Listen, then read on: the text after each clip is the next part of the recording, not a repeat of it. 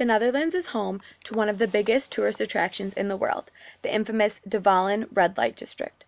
Most of the prostitution in the Netherlands is concentrated in this area.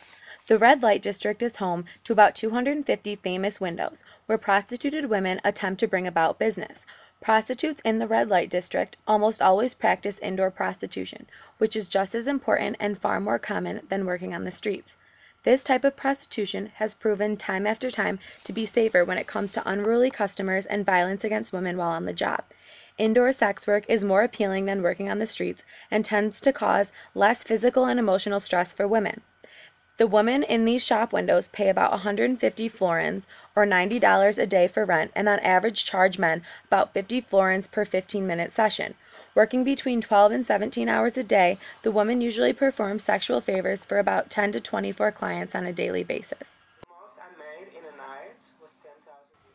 Every year, millions of tourists come to this legendary city in order to see the promiscuously dressed girls, bright lights, and beautiful historic buildings. They are always greeted by a plethora of adult entertainment, including sex shops, sex theaters, peep shows, as well as sex museums, restaurants, bars, and coffee shops that sell marijuana.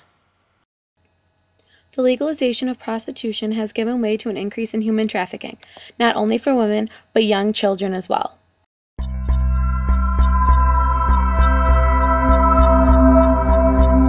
Samantha is only 15 years old.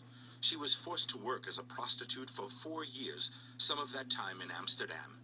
Nude photos, beatings, and rape were her daily reality, and she became completely dependent on her pimp. You feel like you have no choice. He gave me drugs, so I didn't think about it anymore.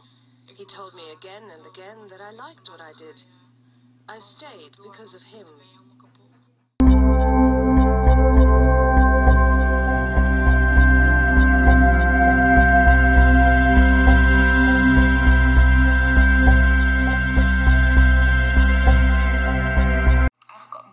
The customers knew I wasn't working there willingly and I was underage, but they didn't care. The younger, the better.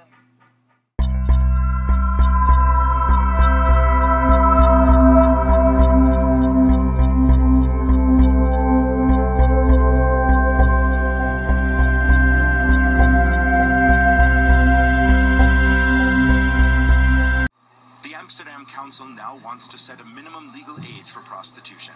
Studies show that half of sex workers in De Wallen aren't there of their own free will.